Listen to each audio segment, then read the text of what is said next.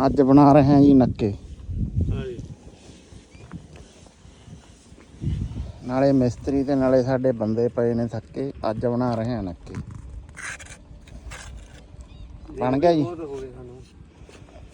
ਬਣ ਗਈ ਗੱਲ? ਹੈ ਤਾਂ ਬਣ ਗਈ ਗੱਲ।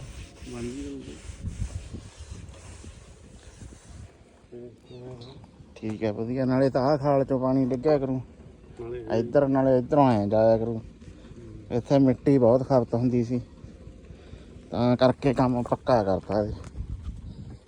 ਹੁਣ ਇੱਥੇ ਮਿੱਟੀ ਦੀ ਖਪਤ ਘੱਟ ਜੂ। ਹਾਂ, ਤੇ ਤਾਂ ਕਰਕੇ ਪਾਣੀ ਵਧੀਆ ਵਗ ਜੂ। ਤੇ DAP ਦਾ ਫਰਕ ਦੇਖੋ ਤੁਸੀਂ। ਆਹ ਮੱਕ 'ਚ ਵੱਧ ਪਾਈ ਹੈ ਤੇ ਇਹ 'ਚ ਪਾਈ ਹੈ ਘੱਟ। ਤੇ ਤੁਸੀਂ ਹਾਲਤ ਦੇਖ ਸਕਦੇ ਹੋ ਮੱਕ ਦੀ। ਇਹਨੂੰ ਖੁਰਾਕ ਘੱਟ ਪਾਈ ਹੈ।